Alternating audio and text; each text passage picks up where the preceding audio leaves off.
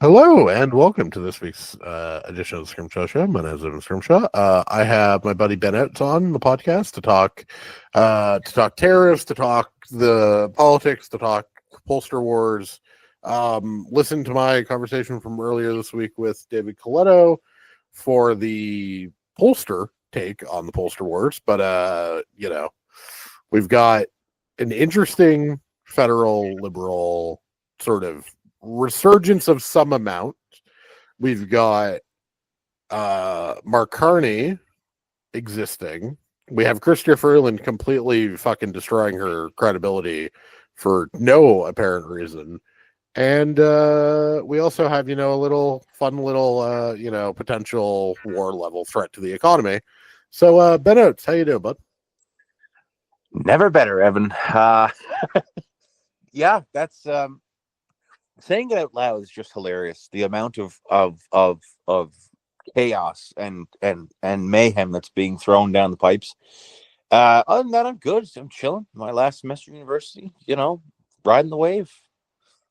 The really funny one was when I'm really sorry about name dropping him twice in 90 seconds, but when I had Coletto on the podcast earlier this week, and we recapped because he came on the podcast the Monday before Chrystia Freeland resigned, and I did like a recap of all of the things that had happened between when he and I had previously recorded, and he sort of laughed and said to me like, "Wow, when you put it that way, you realize how much has happened in like what was I think exactly 7 weeks." Yeah, no, the week Freeland resigned. I think the column I wrote was the week that years are made of.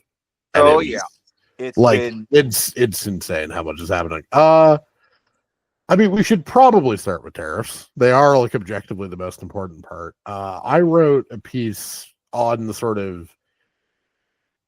I wrote a piece basically lambasting a lot of people who are trying to pretend that somehow the right option for Canada is to just not do anything about them, or to just kind of, weakly, subserviently take it, like we're some, like we're a, fucking subservient employee getting screamed at by the boss. I suspect I know your answer to this, and I'm kind of teeing you up for this. Can you please explain to everybody why the sort of like rebel news, some parts of the conservative thing of like, we just need to make Trump happy. That's all we need to do. We just need to make Trump happy and he'll be nice to us. Can you please explain why that's a terrible idea strategically, but also two, a complete dereliction of Canadian patriotism? Well, Evan, let me put it like this. We used to put traitors against a wall and shoot them. Now we give them a platform, apparently, on Rebel News. That's a bit strong for some people's tastes, but that's the gravity of the situation we're facing right now. It's a bad idea for many reasons, and primary of which is that that's exactly what the Americans expect us to do, in the sense that, in business dealings, we can never assume to know how Trump and the MAGA wing are thinking, right? They don't know what the hell they're doing half the time anyways. Trump actually thinks that trade deficits are bad. And I don't know. He's stupid. We're not dealing with a rational player, right? So trying to concede or trying to appease an irrational power does not end well. Historically, it's proven to not. And logically, it's proven to not. We can't be like Vichy friends in this situation. We have to hit back, right? And yes, it's uncomfortable. And yes, it's going to suck. And yes, it's weird. And yes, it's not in our nature to, go kicking and screaming. But the only way to get these people to back down is to when you encounter a bear in the woods, you don't hide away and go, "Hi, Mr. Bear. I think we can work out a trade deal here." No, you get as big as you possibly can and scream. And that's what we need to do. Yeah, if the bear decides to close in and go for the kill, we're probably boned. But there's a good chance it'll go away if we just make enough noise and really bring the pain. So all this appeasement stuff, if we were dealing with a rational player, yes, it would make sense. But this is not a rational player. These are not rational times. CBC had one hell of a headline this morning, and it just straight up said, if this goes ahead, North America changes forever. And it's true. The consensus on this continent since the 1930s has been free trade, and it's brought great benefit to all parties involved, not just the U.S., not just Canada, not just Mexico, but everybody. Right? Without Canadian critical minerals and Canadian resources, the U.S. would not be in the position it is right now. It's just as plain and simple as that.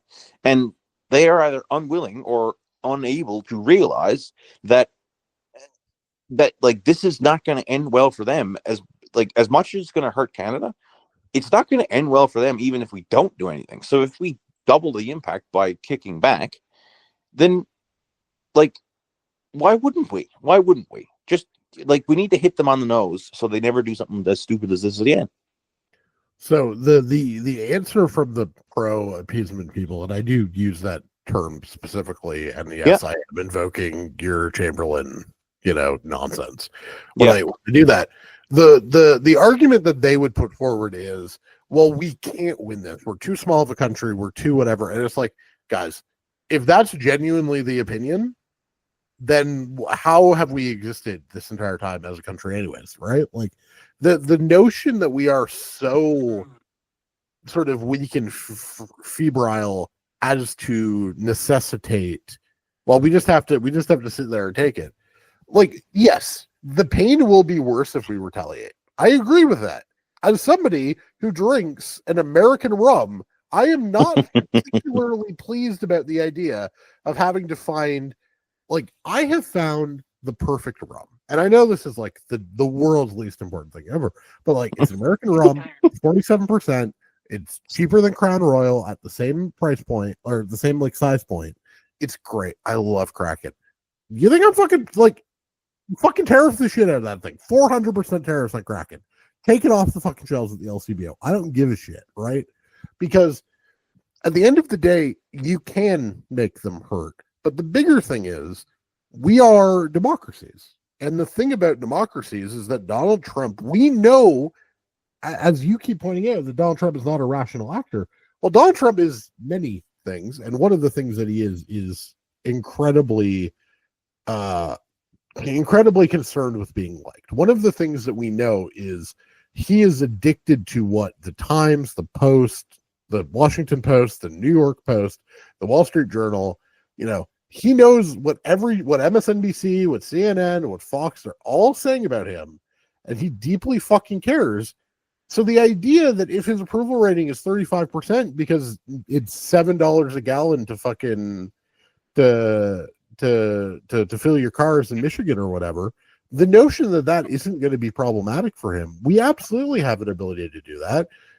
Trump is, of course, the most billionaire and rich person centric president probably in American history.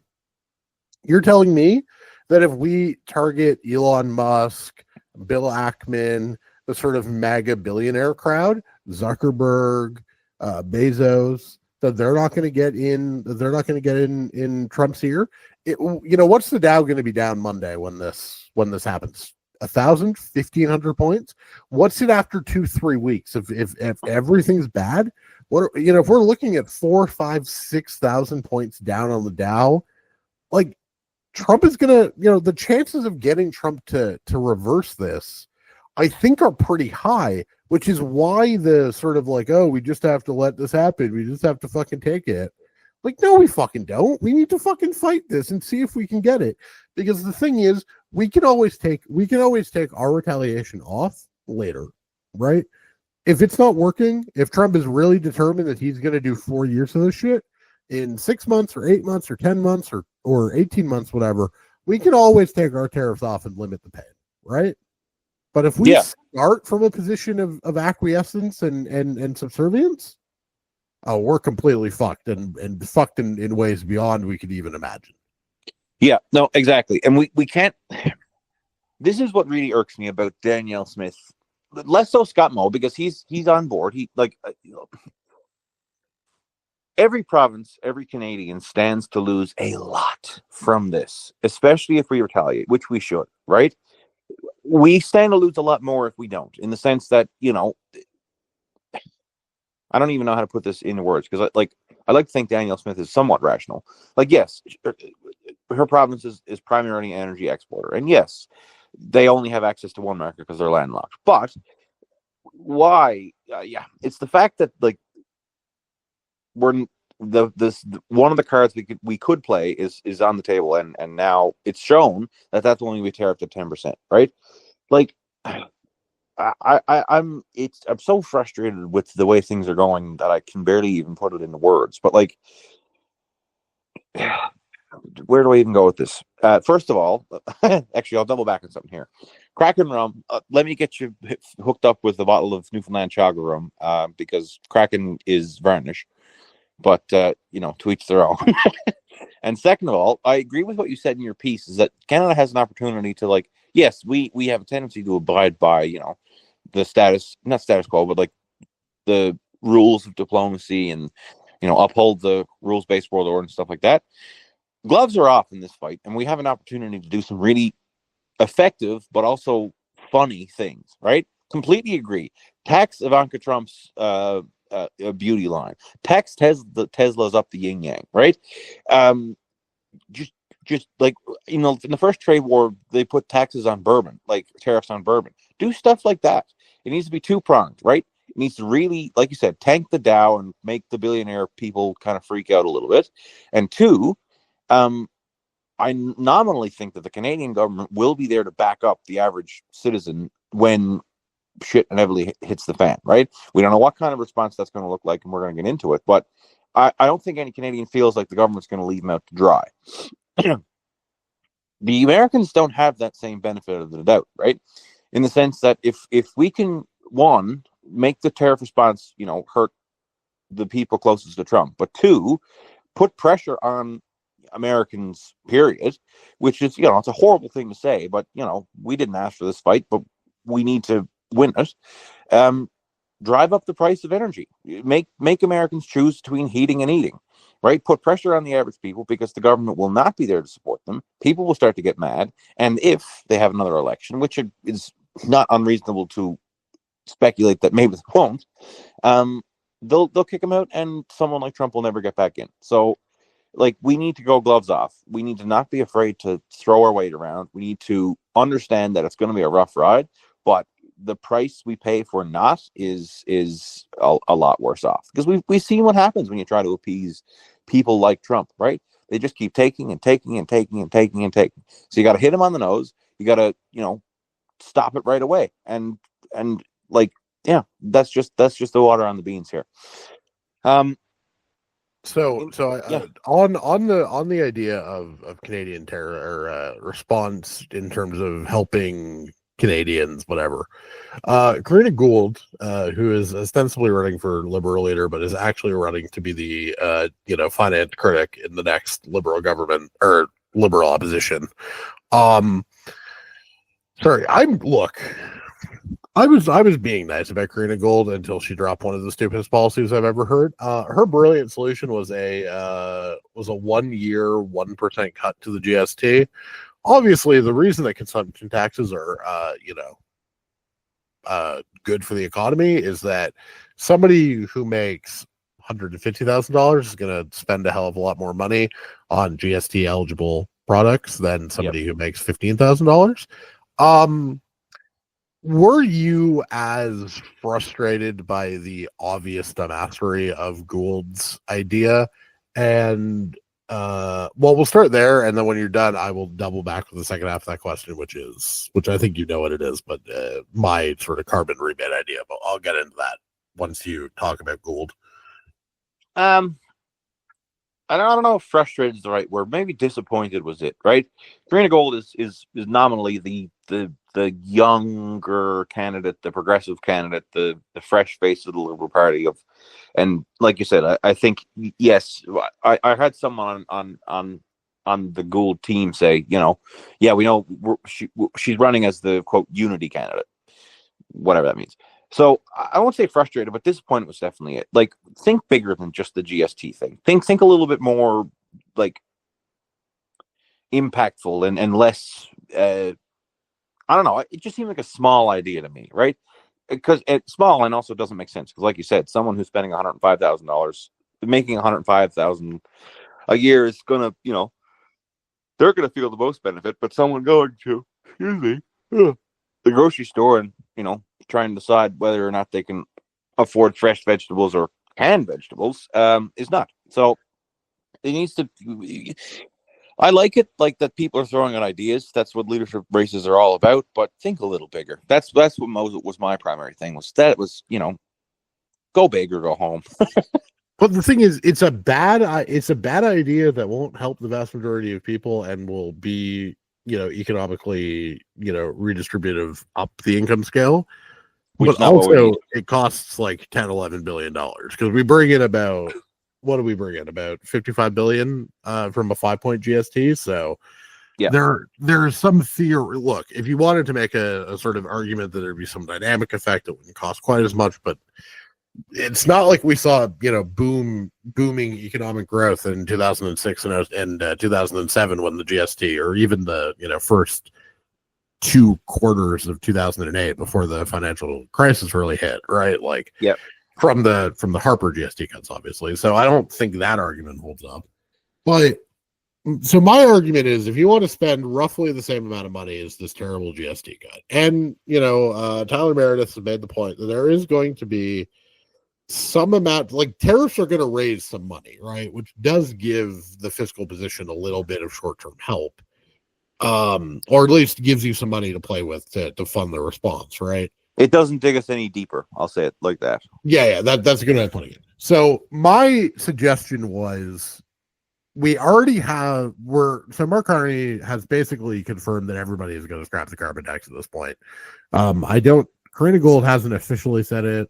Freeland has. Carney now has. Carney's going to win the leadership, so it doesn't really matter what the other two say anyways. But the carbon tax is dead. Mm-hmm. And I guess my idea was, why don't we just give 1 more year's worth of rebates? Because it's a mechanism that is already existent. CRA already knows how to handle it. It would be 4 more checks that would, 1, make people feel like they have been, quote unquote, made whole from the carbon tax, which they already have been. But people will now believe that they have been, which is not the same thing. But 2, it's as opposed to a GST cut or something that imposes, a significant burden on businesses. And I think now it would cost a little bit more than I run in my column. Obviously, you need to make it universal. We couldn't have a national program that doesn't help Quebec and BC. Certainly not if you were a liberal government trying to get reelected. But I thought that was a reasonable idea. It's a mechanism we already have.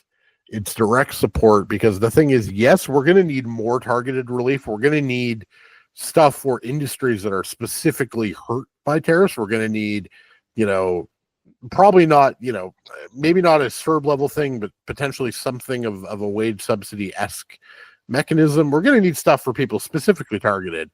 But like, if we're going to make things more expensive for people, if we're going to retaliate on stuff, we can't be in a position where we're just expecting, Jane and Joe, suburb or whatever, to just eat higher costs because of the trade war. I thought it was a pretty good idea. It's something that I've been sort of thinking. I basically have been expecting Poilievre to advocate for something like this, because of course that's what Tony Abbott did when he axed the carbon tax in Australia. He kept the income tax cuts that the carbon tax was paying for. I've been surprised Poilievre hasn't done this.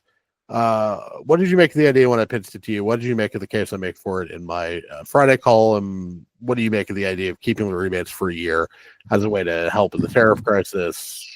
Go with this wherever you want. In terms of I'll call it the governing innovation of it, I think it's good, because it's not a governing innovation.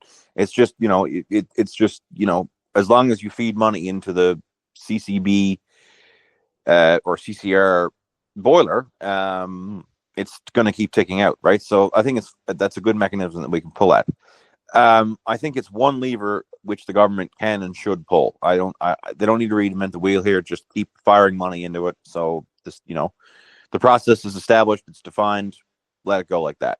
I think, however, that something akin to a CERB type program is probably more, not CERB, but definitely SEBA or something like that is definitely on the cards. They can bring back some of the COVID era stimulus stuff, knowing the lessons that they've learned from the implementation and rollout of those programs, like qualification and making sure people, making sure like golf courses can't run away with shit like that.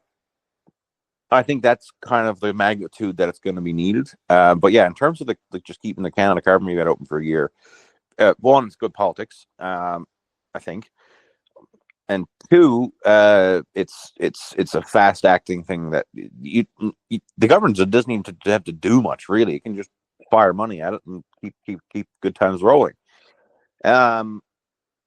In terms of specific tariff responses, I don't know what makes the most sense, but it's going to need to be pretty drastic in the sense that, like you said, Jane and Joe Suburb should not feel like they're like everyone is. I won't say freaked out about it because that's not really our nature, but everyone is very concerned about this. We're seeing, buy local, buy this, buy that. The Canadian economy is not. We're not a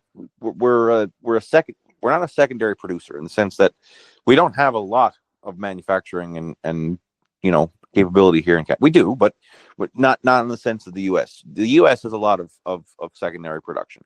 We are a natural resources country, like bar down.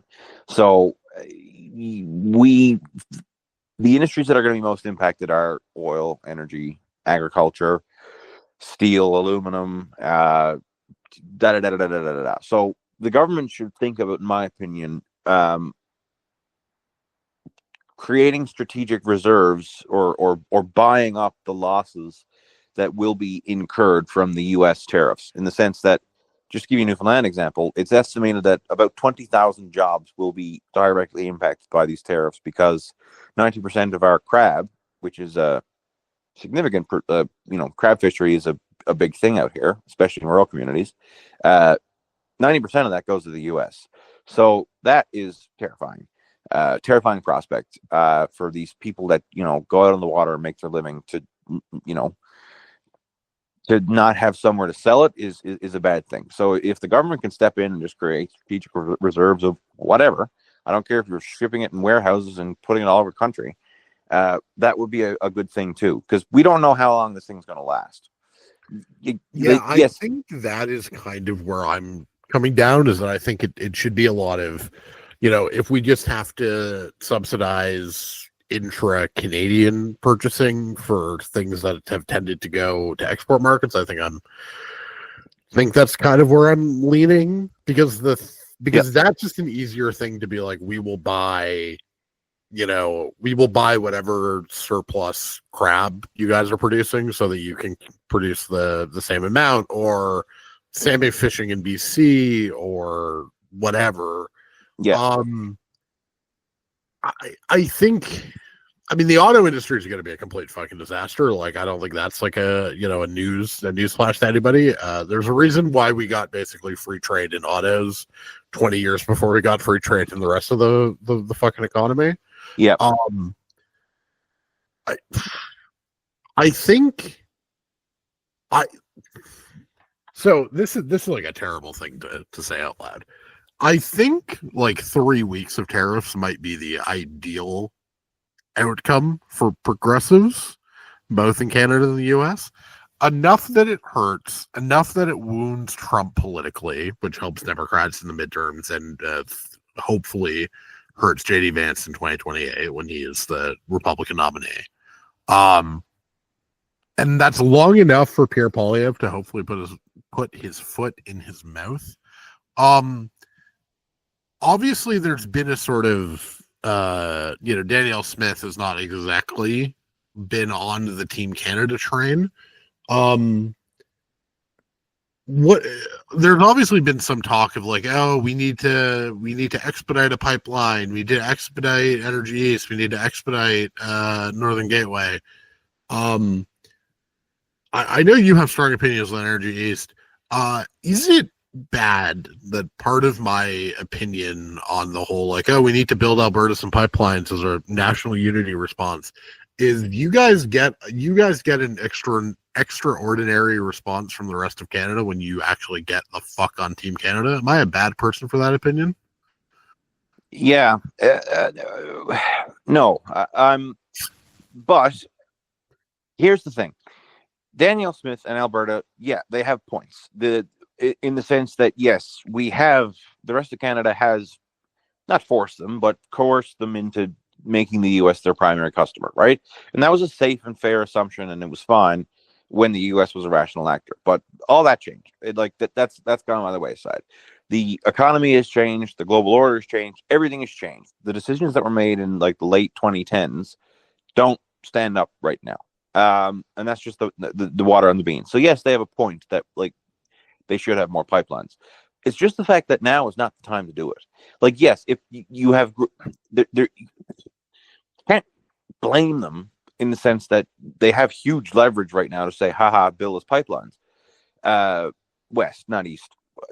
Nothing should go east, but another story. Save that for like 90 seconds. I have a whole why energy east should not happen. I've bookmarked that into this podcast for you.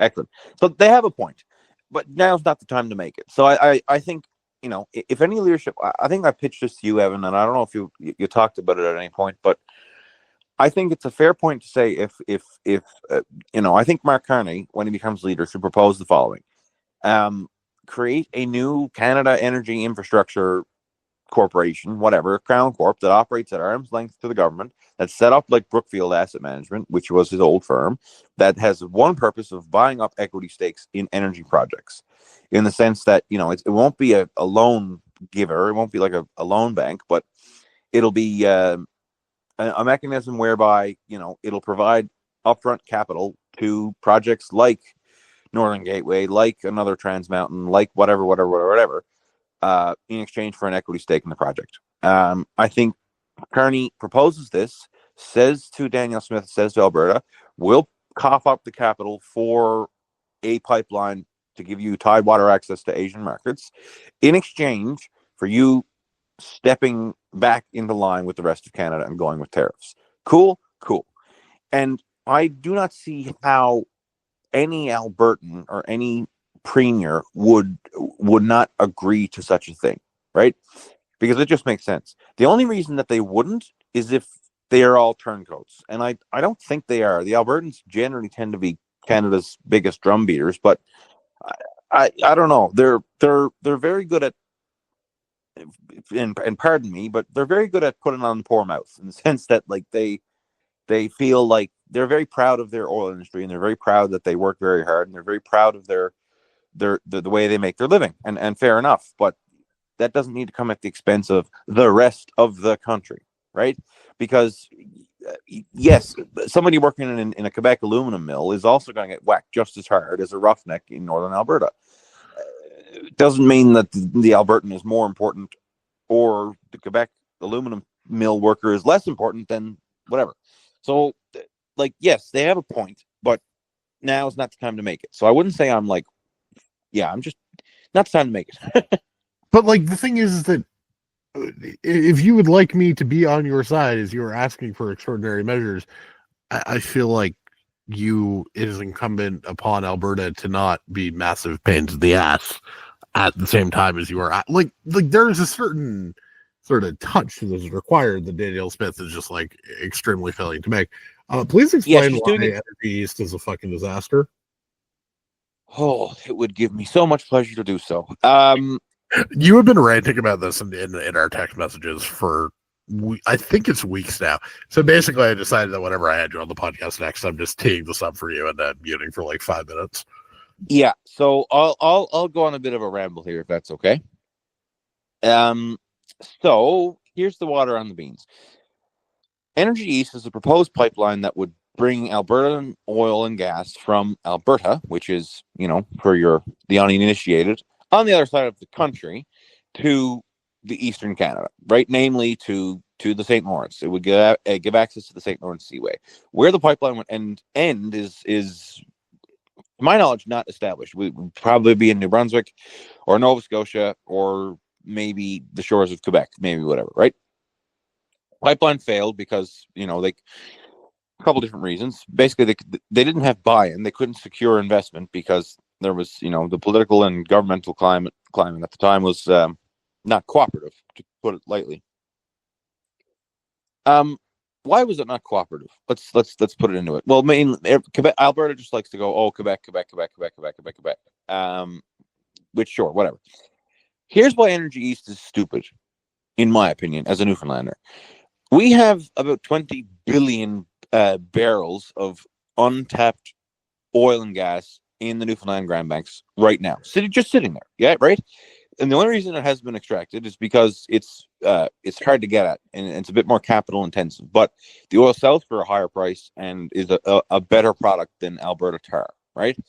There's also trillions, I'm not kidding you, trillions of cubic feet of natural gas out there, because since production started, it's been a requirement by the Canada Newfoundland Labrador Offshore Petroleum Board, where I worked for an internship, to re-inject every cubic foot of gas. Well, except for flaring and emergency operations, but they've re-injected everything, right? So why on God's green earth would we drag a pipeline across 6 different provincial jurisdictions just so Alberta can sell its shitty tar to Atlantic Tidewater, when you've got the existing resource with Tidewater access built in, sitting off the shores of Newfoundland and Labrador? Why is that not being discussed, right? So if the federal government's looking for a way to sell natural gas, don't drag Energy East across the country. Just build a terminal in Newfoundland and Labrador and provide the capital to set up stuff here, because that's the only reason that we don't have the project here, is because nobody wants to pull the trigger first. So Energy East is a stupid idea for so many reasons, and the only problems it makes sense for is Alberta. So why? Go west, cows go home, right? Go through BC, yes, go nuts. But for the love of God, don't drag a pipeline across the country just because you want to sell a low-grade product. I could go on about it. It's just emblematic of the fact that Alberta has an outsized sort of grievance machine built in. 2 post-media papers that, the fact that a hack like David Staples is given the ability to oscillate between extremely bad hockey writing that doesn't seem to understand advanced analytics in any way, shape, or form, and saying that Alberta doesn't really need Canada. It's really funny, especially, this is a complete digression. It's especially funny that conservatives treat David Staples like he's a serious person when they love attacking Bruce Arthur when he writes or talks about politics because you're a sports guy. It's like David Staples is worse at both of those things than Bruce Arthur is, but for some reason him oscillating between bad hockey takes and worse political ones is perfectly fine. But the thing is, it doesn't make any sense. Energy East has never particularly made sense. It's only been, so you're missing the other group of people that Energy East is good for, the Irvings, right? Irving, they would love a pipeline right to their fucking refineries, but respectfully, as somebody who has worked for the MP for St. John Rosse in New Brunswick, fuck the Irvings. Listen, the Irving refinery is set up to handle Saudi oil, right? So, sorry, I'm sure the Irvings would love it, but you can buy the product which is a lot closer, and instead of coming in via pipeline, it just comes in via ship, and that is Newfoundland Grand Banks crude, which sells the same as Brent crude because it's, 1, easier to handle once it's produced, and 2, it's yes, it's still carbon emitting, but the upstream emissions are next to nothing compared to Alberta tar sand. This is something that people along St. Lawrence might not realize. The difference between the tar sands are literally horrible.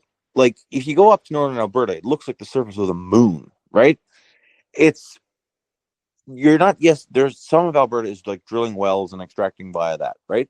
But a lot of it is you're digging up tar sand and pulling the oil out of it with steam and stuff like that. It is a horrific industry.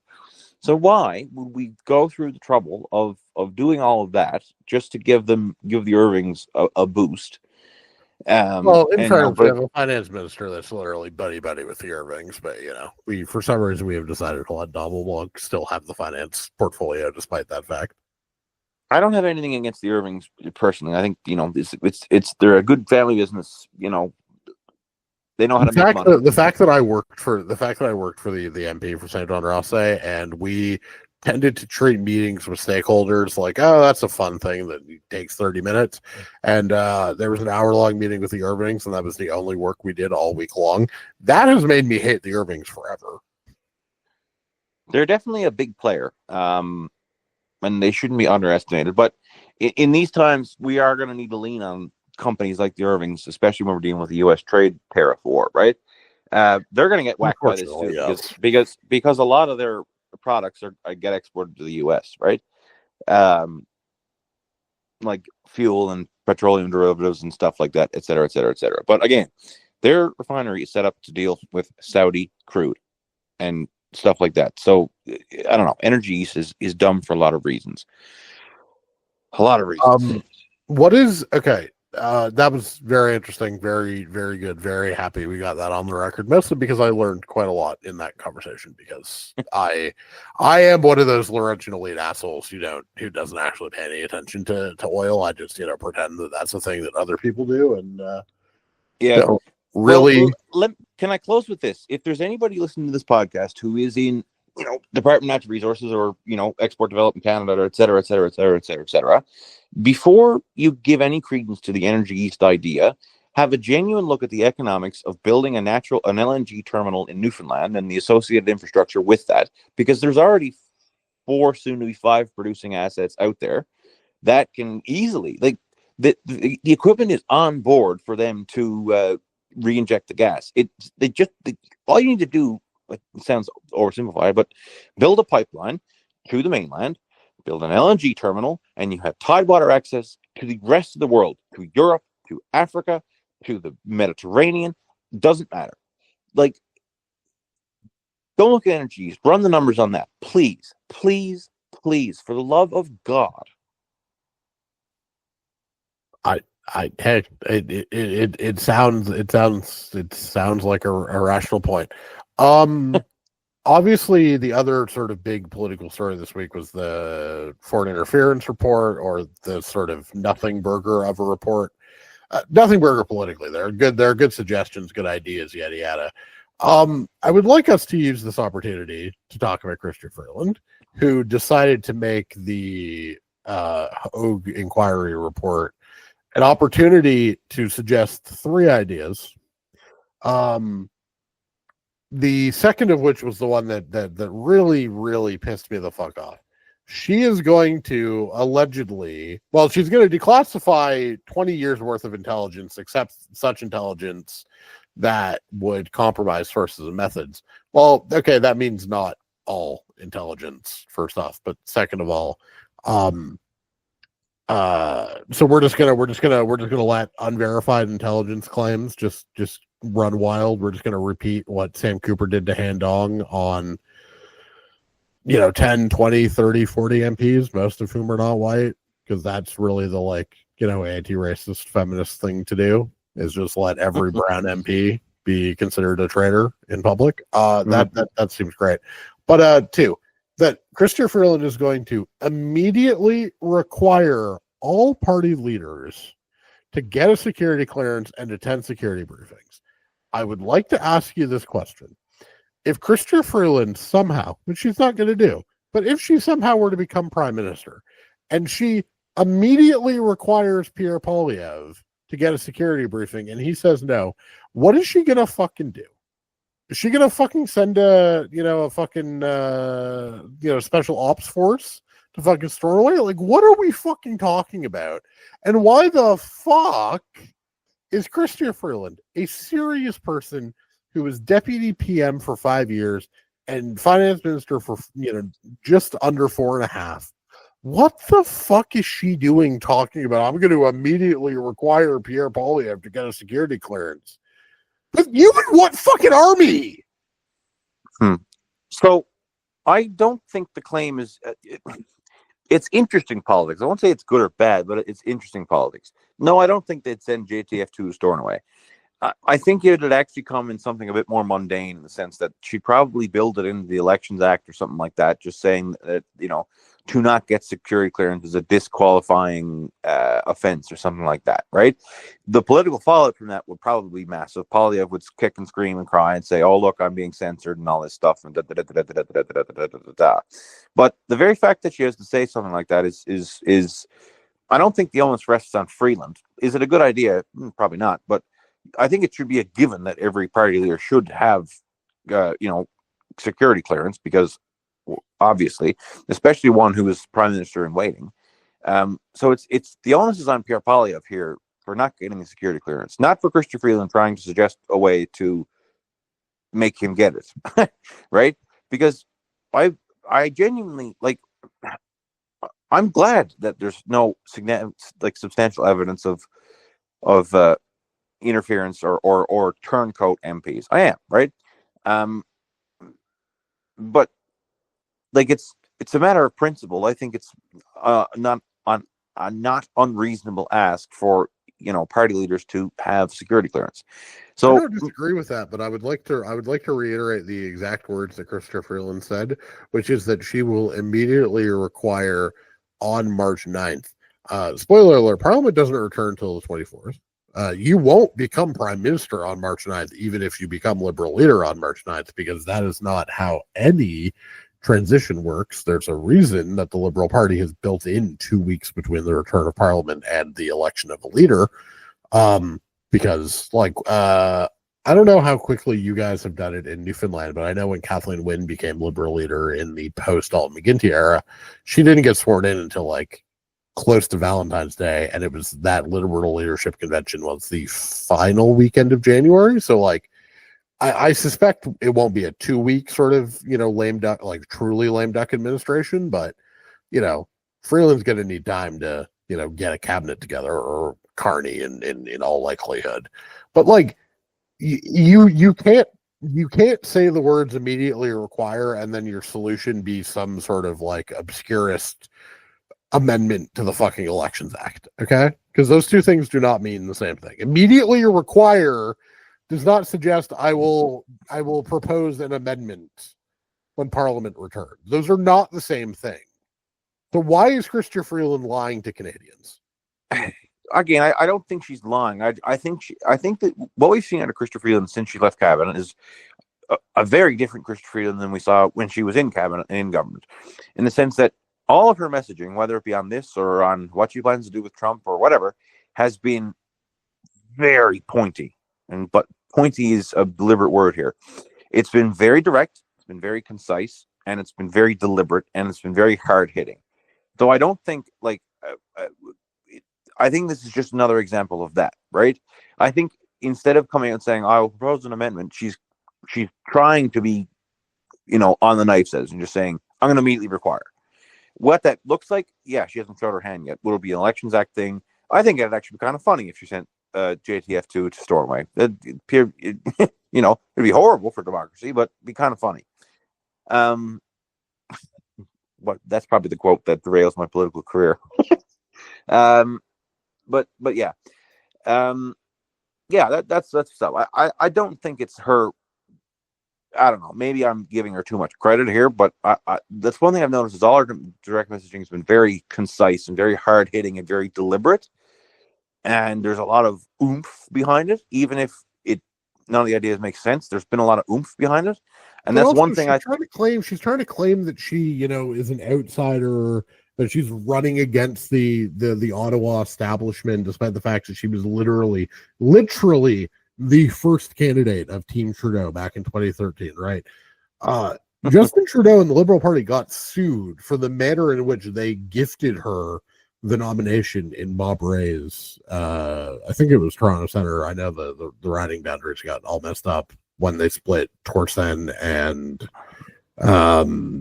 Spadina into two different ridings, or from two ridings into three ridings, but they gifted her Bob Rae's old seat in a by-election. She was the first advisor that Justin Trudeau promoted, and now she's quote unquote running against the Ottawa establishment. Yeah, that was laughable. Like I get that there's trying to fucking gaslight us. It's that is silly politics in the sense that like that somebody told her it was a good idea to try to tap into the idea that we need some change. The right thing for Chrystia Freeland to do would be to position herself as the not continuation candidate, but the steady hand, right? Don't run as an outsider. Like, good grief. Like that, she did herself a disservice there, right? Like, no, we all know what you are. Canadians know what you are. You said in your letter, Canadians are able to tell when someone is, doing something for their own good and when someone is working for themselves, right? Don't piss on our legs and tell us it's raining. We know you're in the guts of the administration, right? And that's not a bad thing. It's like, yes, to some voters it might be, and yes, it would be a dark horse thing to get over, but lean into it. Like, I don't know. It's just silly. I think, the actual change candidate, in my opinion, and your opinion too, is Carney, right? It is a departure from what the Liberal Party has been doing for the past 10 years in the sense that he never really wanted to be a politician. He's doing it because he feels he needs to.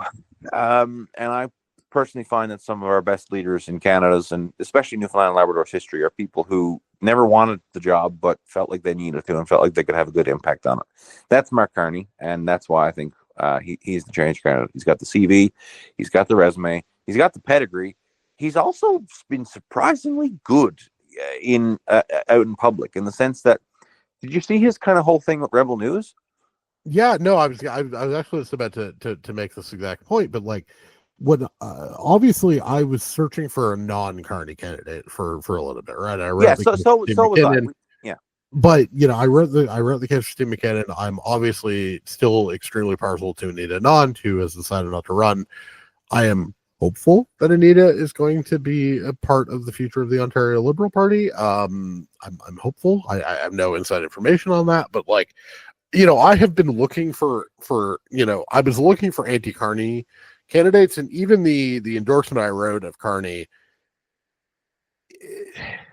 it's funny. So I wrote this week, and I assume you didn't read it because I assume you don't give a shit about Ontario politics, which in fairness, you really shouldn't. It's depressing as hell. But like, I wrote an endorsement of Bonnie Crombie this week that was sort of similarly rational, but like not particularly loved as the Carney endorsement when I wrote it. And the thing about the Carney endorsement is, if I were to rewrite that Carney piece now, it would be more enthusiastic.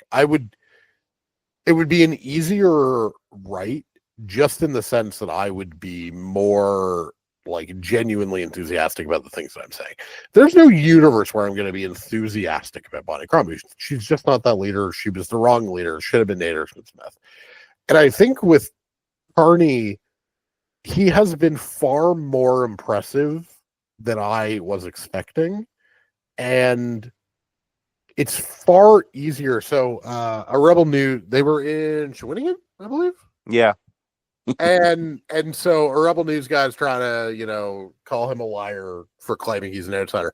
Even though I would just like to make clear, Mark Carney is not claiming he's an outsider to like politics or elites or the establishment, right? Yeah, you're saying he's outside the government because he is. He was literally outside of this government. And in the context of the Daily Show clip where this all originated, right? His point, the point that he didn't want to say explicitly because he didn't want to shit on her, but was that unlike Kamala Harris, I am not tied down to the government that everybody fucking hates. Correct. In the way that Kamala, who I think did a great job, I will not tolerate a Kamala Harris slander on this podcast. Nope. Democrats won 4 Senate seats because of her, because of the candidate change, because of her. Like, Kamala Harris is great. Love her forever for saving the party and keeping them in a semi-competitive position. But like, Carney's point was, what if you have somebody who can do the Kamala, but who isn't tied to the government? And like, that's factually accurate. He wasn't here for the first fucking 4 years of the government. He wasn't, advising on these issues. And if you want to really make it that like, oh, anybody who has ever informally consulted for the government is a liberal hack, congratulations. Like half of Stephen Harper's cabinet fall into that thing because half of them were either on advisory committees or have had phone conversations with Justin Trudeau at some point in the last 9 years.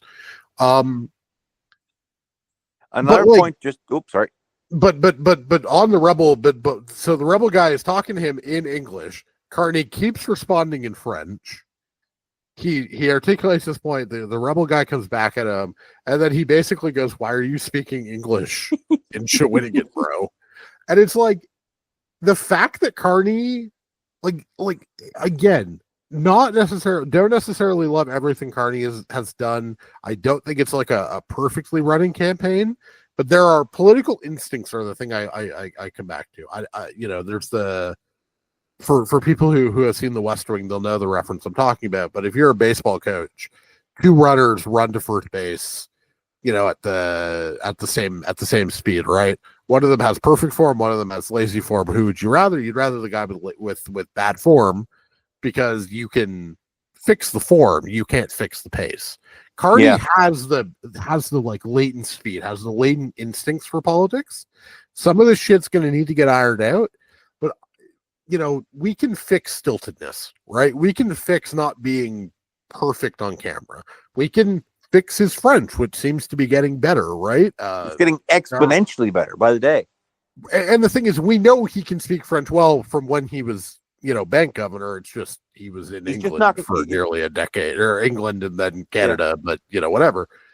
Like rust is getting shaken off. You can fix these things, and they are fixing these things. And Carney has been far more impressive than I ever would have guessed.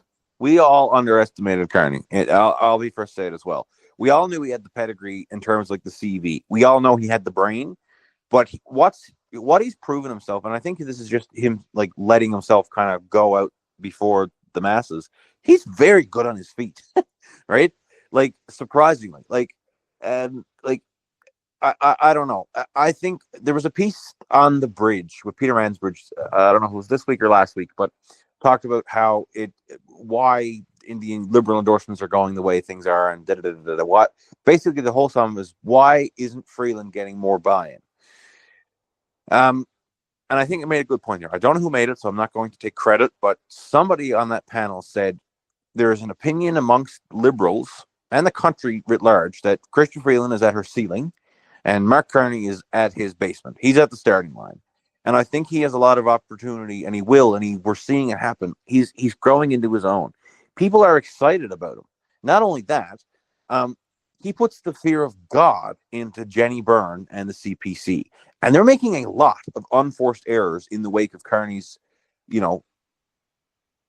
rise, in the sense that he's not even the leader yet, and they are mumbling and fumbling really hard over just the idea of him, right? Because they know the minute you put Mark Carney next to Pierre Poilievre looks like the lackey that he is.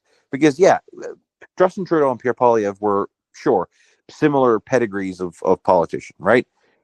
Except Justin Trudeau was a teacher and so had a small career, and Pierre Poilievre's been on the public tit since he was my age.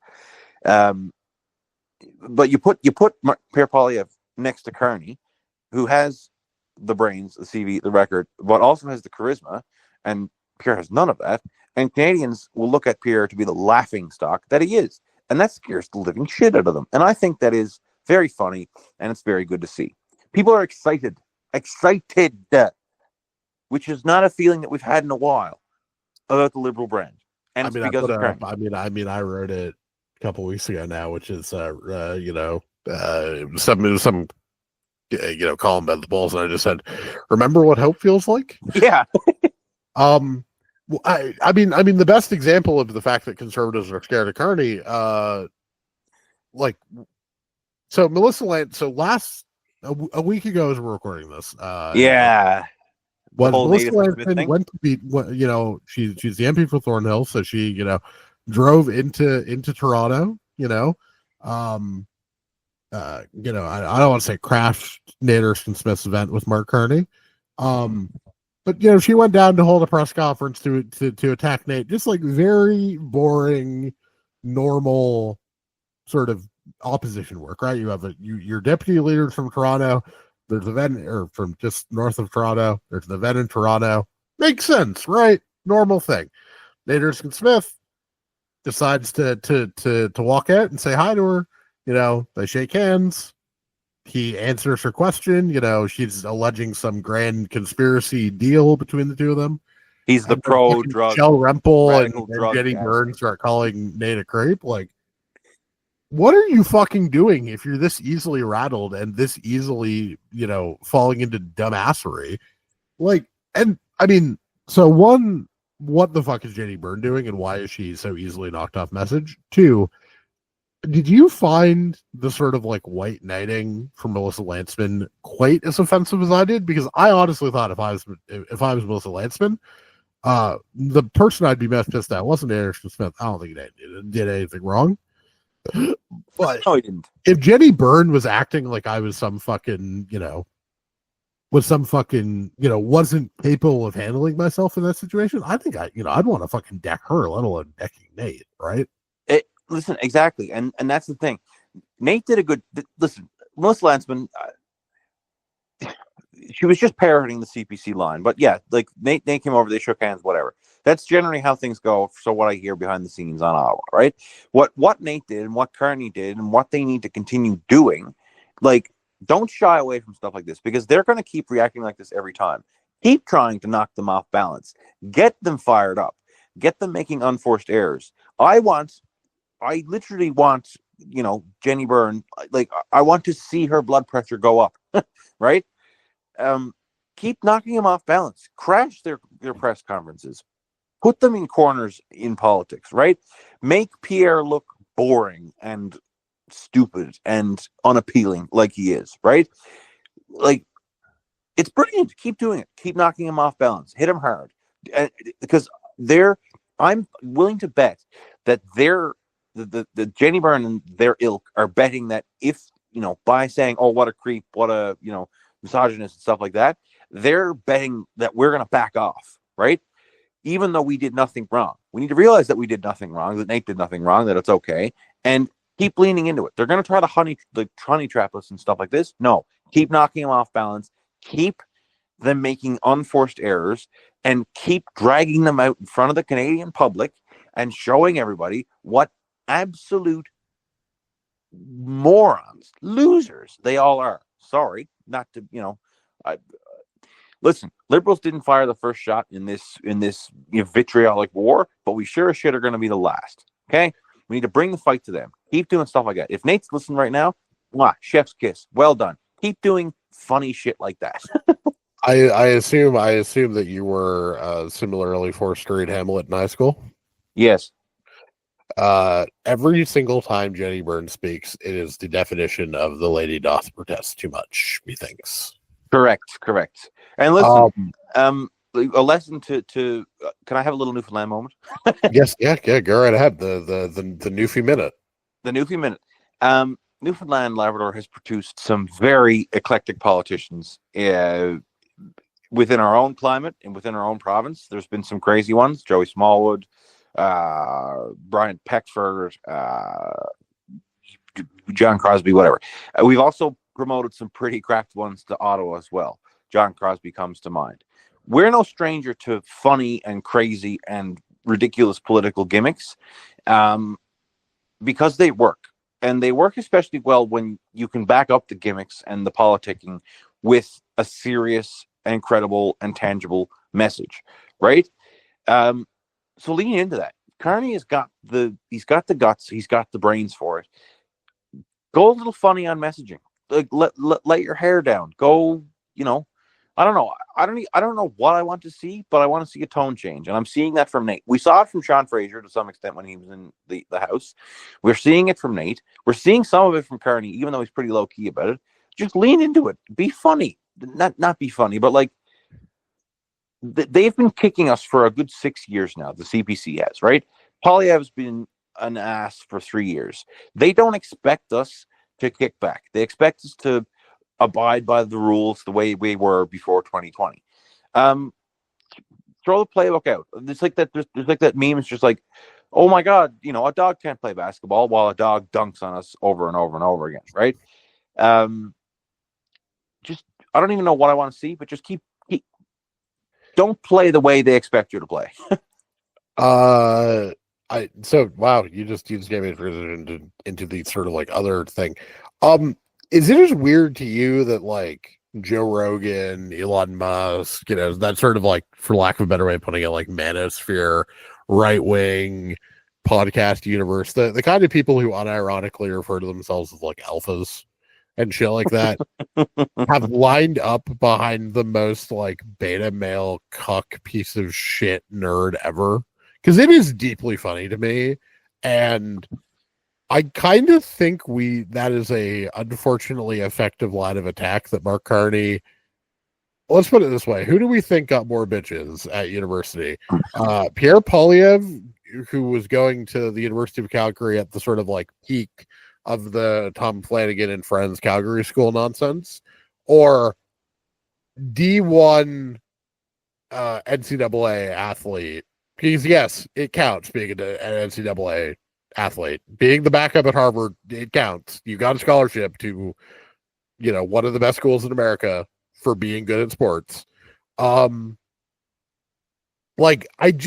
drives me crazy that Polyev is like, we have let Pierre Polyev project himself as somebody who's cool when he is absolutely the nerd in class that you absolutely want to punch in the face because he won't stop arguing with the prof about a point where he might be technically correct, but nobody gives a singular fuck about the fact that he might actually be technically correct.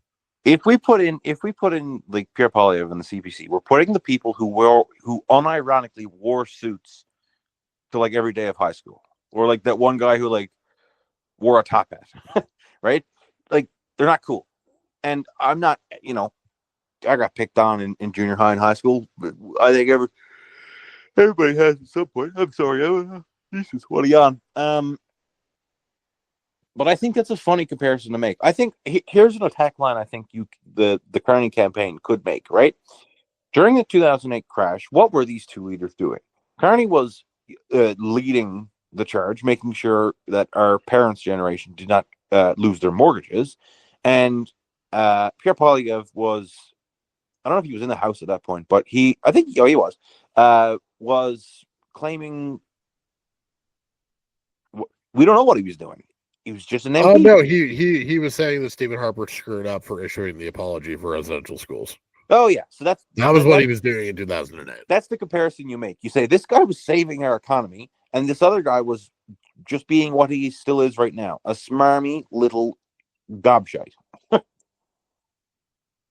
The problem with that is that I have like real problems with Carney, with the way that Carney was the governor of the Bank of England, and even how he was post in terms of handling the recovery in Canada, which is like one of these things where I've vocalized this opinion enough times that people to get mad at me about it, but it's like I don't think Carney's handling.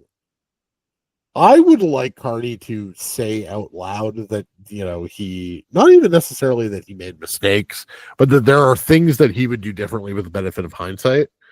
Just because the one thing I worry about with Carney, and I wonder what you make of it, given the fact that, like, realistically, other than the Carbon Tax, we still don't have a huge amount of policy from him. Like, the one thing I'm worried about was that he was, I don't want to say needlessly conservative, but he was overly conservative in how he handled the 10, 11, 12 period in Canada, and then the Brexit times, or in terms of, he was very worried about inflation that never came, and he probably kept monetary policy a little bit too tight.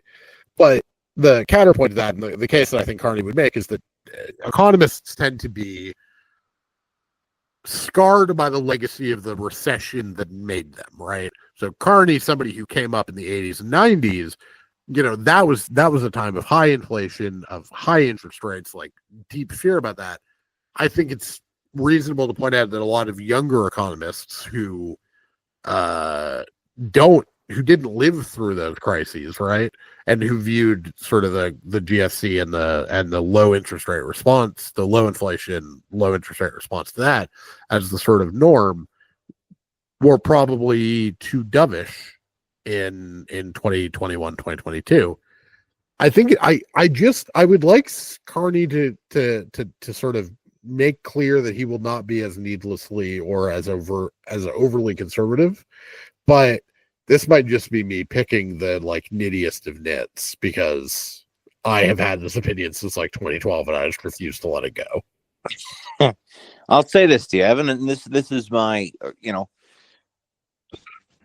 I mean, fiscally, in my own personal finances, I'm a hawk too. Like, I get it. I think it's better to be conservative and miss out on potential growth than it is to, like the Americans did in the 2008 crash, start doing crazy shit with derivative mortgages and stuff like that, right? So I don't think it's a fault. Maybe it's something you can talk about. I don't know if he necessarily needs to like apologize for it, but I don't think it's an inherently bad way that he handled things. I'll say this in terms of Carney: don't look a gift horse in the mouth, right? In the sense that, yes, question policies, and yes, I agree, he should be rolling out more policies because we know he's got them, right? We know he's working on them. It's just needs to get rolled out a little bit so we don't get outflanked.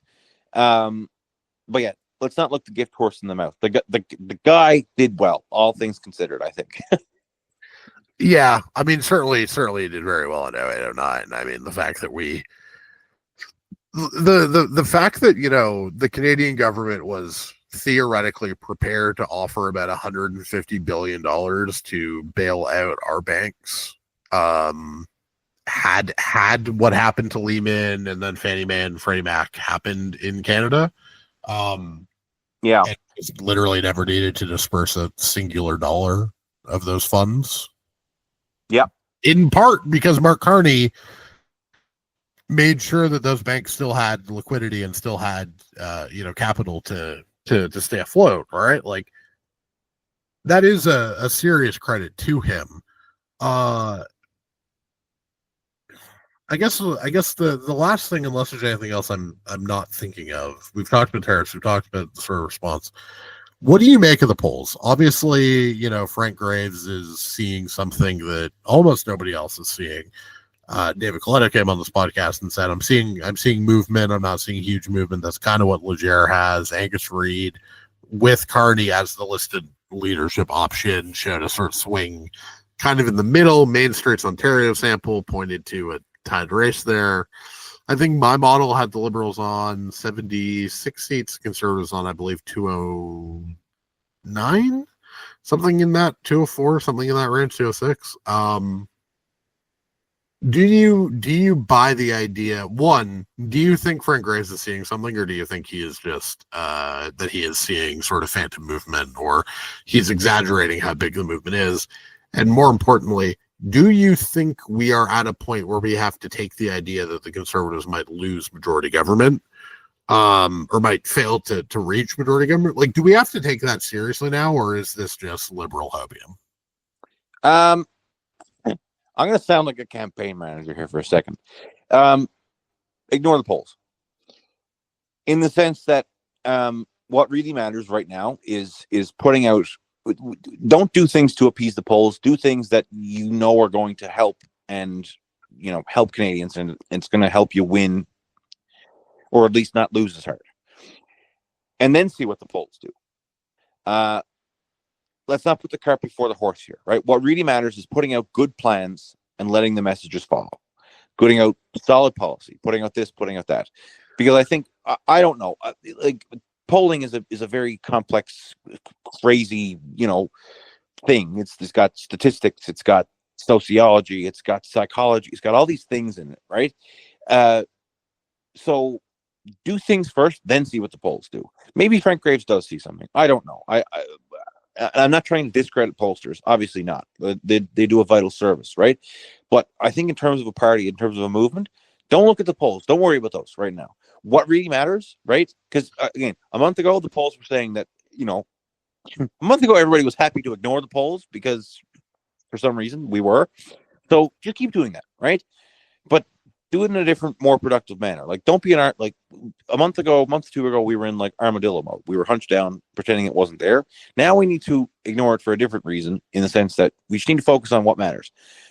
Knocking doors, making connections, getting engagement, laying out good plans and policies, playing politics, putting Pierre Poilievre in a corner. That's the stuff that really matters. Then you see what the polls are doing afterwards, right? Then we'll see that movement get reflected. I think it's reasonable to say that there has been some movement, and I think this has also been reflected in conversations that I've had with just average people out and about on the tear. Is that central pain point that was Justin Trudeau is now gone. So anybody who is not, a true blue conservative probably is giving some credence to another candidate, right? So I think it's reasonable to say there has been some movement. How much? Don't know. But some, absolutely. So we can capitalize on that, but we shouldn't focus on it too much. Do you know what I mean? That's certainly a reasonable position. That's hard for my data obsessed ass to accept, but I know. What do you? I guess the sort of this is such a selfish question to ask, and I don't really care because it's correct. Will any of the people, if Carney puts in a good result, a great result even, will any of the people who were calling me a traitor or that I was being fucking paid in fucking rubles or rupees or whatever, will any of them ever admit that they were wrong and that I was right if Carney puts in, even if all he does is win 80 seats or better, right? God forbid somehow we get to a minority parliament. Will any of those people ever admit that I was right? Or am I gonna be waiting for that forever? Follow-up question. Do you want though to admit that you were right? Yes, because I would, because I am right, and I want everybody to admit that I was right, because I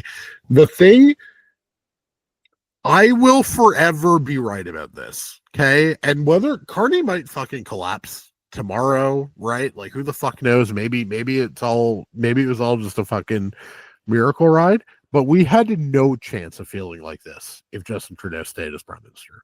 Oh yeah, we now have a chance, and I will always insist that this was the correct decision, no matter what the result is, because we had a chance to pull this off in a way that we didn't if Trudeau had stayed. I agree. In that case, I'd just say this: find solace in the fact that you called it. And I don't think that, I don't think they're going to. I don't think it's a very hard thing for someone to admit that they were wrong, especially these sorts of people. That's just proven by the fact that Trudeau was there for so long, right? Yeah, he's got it. The what ifs of if he would have gone earlier are gonna, I think, last forever. But again, that in my opinion, it's that's the sizzle, not the steak, right? What really matters here is that we now have an open field to go full bore on attacking what matters, and that is Pierre Poilievre. So Justin Trudeau, I wish him a happy, successful, lovely rest. I hope he goes on vacation. I hope to see him here in Newfoundland and having a beer. Like, may he go in peace. Because what really matters right now is whoever wins. Well, when Carney wins, if Carney wins, hopefully Carney wins. That's what matters. Last question: do we think Pierre Poilievre is going to be able to survive the trade war without saying something horrendously partisan that ends up pissing off a ton of moderates as being disloyal, in the similar vein to what Danielle Smith has said? Because that, I think, is the real question for February. Obviously, there's an Ontario election, but I'm really not going to have you opine on fucking Merit Styles and the fucking virtues or not of buying back a privatized highway. But do we think Poilievre can survive? I think that's the most interesting question from a federal politics standpoint, because, like, I think it feels fairly obvious to me Carney's going to win. Feels fairly obvious to me that there are governance questions, but like that is not. But I don't think a lot of those governance questions are really going to come in Ottawa. I think it's going to be a lot of how the Americans respond, and how the American business class responds, and how the American voters respond to tariffs. But I think the big political question for February in Canada is like, can Pierre Poilievre actually like last a week, 2 weeks, 3 weeks without putting his foot in his mouth and blaming Justin Trudeau for what is very obviously going to be blamed on Donald Trump, because respectfully, it is Donald Trump's fucking fault. So here's what's going to happen, Evan. Like you said, Nate Erickson had a good point on this. We gave Pierre Poilievre a runway to slap us all around. He basically had to run the field. He could say whatever the hell he wanted, whenever the hell he wanted, to whoever the hell he wanted, and the polls were still going to go his way because people were so sick and tired of Justin Trudeau, right? Now there is a serious contender in this race, right? So I think he will say something dumb because I think he lacks class, right? And I think he doesn't have the charisma. And I don't think he understands what Canadians are feeling, to be honest. I don't think Pierre Poilievre does. So he's losing the benefit of the doubt that Canadians were willing to give him, and he's now going to have to fight for it. And he's, before he could say anything stupid and people would still vote for him because he's not Justin Trudeau. Now he's got to prove his mettle. And I don't think he's going to. So I think, yes, he is going to say something horrifically dumb and stupid. And all the usual pundits are going to like run to his defense. And everybody's going to realize that it's all a crock of shit. And things are going to go beautifully. And I can't wait for it to happen. And maybe I'm sounding arrogant right now. But, because we still have a long road ahead of us as Liberals. We got to fight for every vote. In the words of the spouse of an MP here in Newfoundland, it balls to the wall until March. We got to fight. We can't take it for granted. We can't assume that he's going to mess up. We can't assume that public support is going to, swing behind us. But if I was a betting man, I'd say yes, he's going to say something stupid, and it's going to bite him harder than he thinks. That is where I am on this, because it just doesn't make. It just seems fairly obvious to me that this is not a man made for this kind of moment, right? No, I don't know what kind. Listen, Harper should have, as soon as he made that stupid comment about the Indigenous peoples, Harper should have locked him on the backbenches, never see the light of day again. I don't know why he's there. He's a joke. He's not a serious person. He's never worked a hard day's work in his life, right? His hands are probably soft as silk, right? This is the man who groped a wooden beam and claimed that welders weld with their bare hands and electricians capture lightning from the sky. This is not a serious person. This is not someone who Canadians can relate to. He has nothing in common with a wireline crew in Fort Saskatchewan, or a crab fisherman off the coast of Newfoundland, or a logger in BC, or a Bay Street banker. The man has nothing in common with anybody except for politicos. It's the only people he relates to, right? And that sucks, because if he becomes prime minister, then that's going to suck for the rest of us. But it's a benefit if we can contrast that with Mark Carney, who, lean into it a little bit. He's a good dude. He's a hockey player. He had a successful career in the private sector. He's worked in the public sector. He's someone who Canadians can relate to more than they can ever relate to, be like a campus conservative like Pierre Poilievre.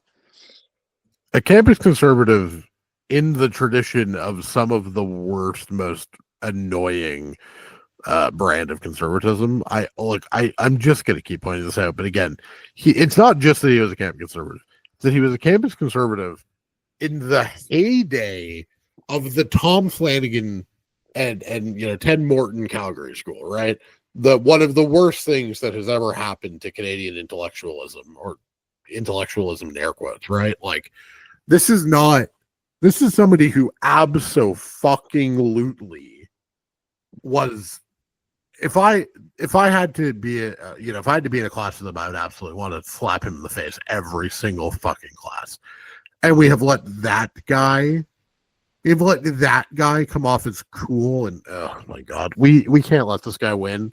We can't let a crypto bro win this election. Okay, we just can't. Listen, and we can tap into that too, because everybody knows one of those people that they went to school with or know around, right? Everybody knows that. So if the Liberals can somehow make that comparison and without seeming arrogant, we'd do well. I think Carney's advantage. Wow, I'm really invoking the West Wing multiple times in this episode, despite the fact that I think the West Wing is actually like satanically bad. The thing is, if you're gonna be seen as arrogant anyways, and I think Goldman banker into governor of two different central banks into Brookfield, guy, I don't really think there's a universe in which you're going to come off as not arrogant. Confident. Frame it as confident, not arrogant, right? Right. But the thing is, you can frame it as confidence. People will take it as arrogance. But the thing is, if they're going to view you as arrogant, whether or not you're being arrogant or whether you're just saying the sky is blue, there's no actual additional penalty to actually being arrogant as hell. And I think maybe not arrogant, but maybe arrogant isn't the right word. I mean, maybe it's just confident. Move with confidence. Speak with intention. I mean, I think he does that, and I think as long as he I think we have room to be. I think we have room to be a bit of an asshole for one specific reason. Pierre Poilievre has been an asshole this entire fucking time, right? And he did not pay a price for it. So the idea that somehow we will pay a price. The idea that somehow we'll pay a price for being an asshole or for sort of quote unquote degrading politics, one, it's already degraded, and B, who the fuck is anybody going to vote for? I mean, I guess this is the other thing. Jagmeet, the NDP. They exist. Whoa, forgot about them. Right. I honestly had them on my rundown, but they're down. I think I have them down at like something like 14 seats in my model. Like, the polling is bad. 14 seats. Probably not going to even get. Jagmeet's probably going to lose in Burnaby. Like, I think this is going to be a disaster. But also, if you're Carney, it does mean that you don't really have to look over your left flank shoulder very much, because you're not exactly running against a robust leader. Jack Layton ain't walking through that door. Ed Broadbent ain't walking through that door. Tommy Douglas ain't walking through that door. They don't have to worry about it right now. I think the NDP will play a bigger role going forward. I think because they are starting, amongst their own circles, they're starting to realize that, like I was listening to Catalan and the backbench, stuff like that. Like, the party operatives are starting to realize that they got to make a change because it's not working. So they will be a threat later on, but I don't think we have to worry about them this election cycle. I think it'd be objectively kind of funny if the NDP got only 14 seats. Do I think that's going to happen? I don't know. But I think the NDP were getting real cocky for a little bit. They're saying, if you strategic vote now is to vote NDP if you want to beat the Conservatives. No, that's not true anymore. It wasn't even true then, because the thing about that is, even if the NDP were theoretically ahead by a couple points, the strategic vote would still be the Liberals, because the Liberals would be in second place in way more seats. But here's the reason why 14 seats is totally in play, like at a very macro level. The Conservative votes up like 10-ish points in BC in every poll, or 10 plus at minimum 10 in basically every poll. The NDP votes down somewhere between 3 and 5 in BC in most polls. And half of the NDP caucus is currently in BC. And the other thing about the NDP is that they, like, as much as they claim to, and as they, like, there are so many inherent, like, pre-stresses in that party that they don't even know how to, like, they can't chew gum and walk. They're trying to balance this kind of folky, democratic socialist, labor intensive vibe, like the Charlie Anguses of that party, and the Jack Laytons and the Jack Harrises and stuff like that. They're what they are trying to do is balance that with where their actual core base is, which is like metropolitan, cosmopolitan, like freaks out as soon as they see pollen type of people, right? And those two groups, by the way, they don't tend to blend, right? Are you saying that they are two different parties that are potentially stuck together by first past the post? Ooh, interesting. It's almost like I've written this in fucking about 4,000 columns. I love how you just did my bit for me. I appreciate you saving me from having to do it. I got you, Evan. No, it's quite hilarious that like it's true. They're a party of, like, a lot of their seats are Skeena, are Northern Vancouver Island, or Northern Ontario, places that are very working class places. We want more money for our rural hospitals. Which is what it should. That's what any party should, like, any third opposition party should be, right? That's where they're strong. It's also useful because it stops the conservatives from winning culturally conservative but economically progressive voters, which stops the conservatives from governing. But the problem is that they're membership based, they're activist based, and a lot of their MPs are people who are, like, far more obsessed with litigating Gaza or whatever. And it's like, well, respectfully, like, Charlie Angus and Heather McPherson should probably not be in the same party because their priorities are entirely different. It's exactly. It's inherently hard to get a pipe fitter working on, like, I don't know, the Hibernia to get them to care about the same things as somebody who lives in downtown Vancouver. Like, those people don't have the same lives, the same priorities, the same life outlook. They just don't. So I wouldn't even say it's hilarious what the NDP are doing. I actually say it's very sad, because Jack Layton had built that party to a place where it was a viable competitor, where it did have a lot of important things to say, and they've just really, really fallen from grace. And it sucks, because I think one of the core hallmarks of Canadian democracy is the fact that we are not a two-party system, right? There are many different voices who can add to the conversation, not take away. Like the only reason my grandfather was a staunch liberal, which in Newfoundland Southern Shore is a rare thing. But he was staunch liberal, but he always said that Ed Broadbent was it Ed Broadbent? Oh, I can't remember. Who brought universal health care? I can't remember. Tommy Douglas was the best Canadian. He always said that, right? He said, "Now, I'm a liberal."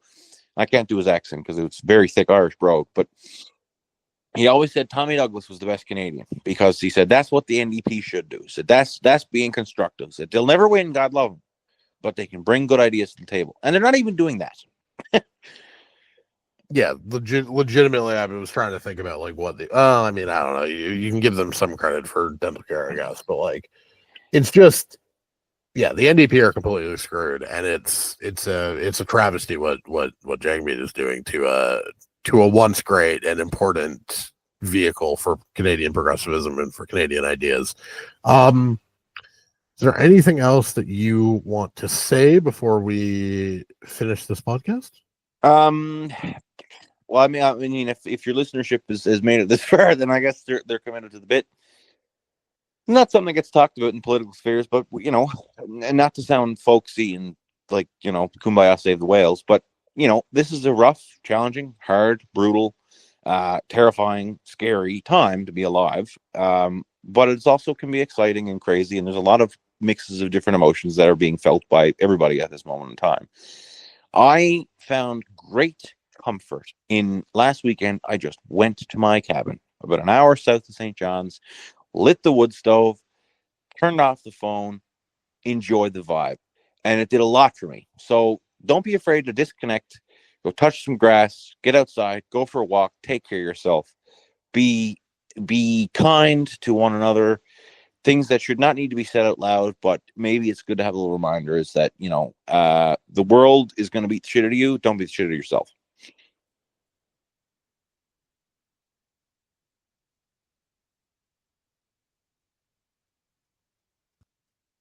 I'm going to echo that sentiment, but I'm going to echo that sentiment mostly by proceeding to drink copiously and bet on something this week.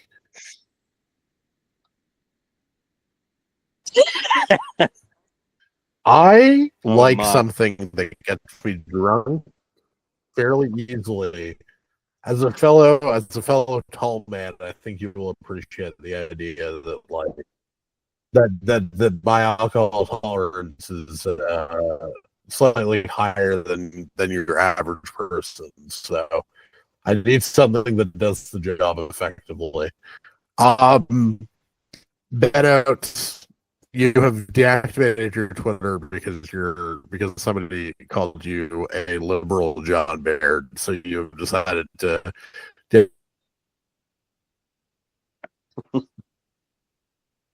activate for a little bit. When you return, it is BOut02 on the Twitter machine. That's correct. Scrimshaw for me. Scrimshaw scripted on Substack.com for political writing. This is going to be going up on YouTube and Substack. Like and subscribe to the YouTube channel if you're listening there. Listen on Substack. I am getting it on Apple and Spotify next week, but I spent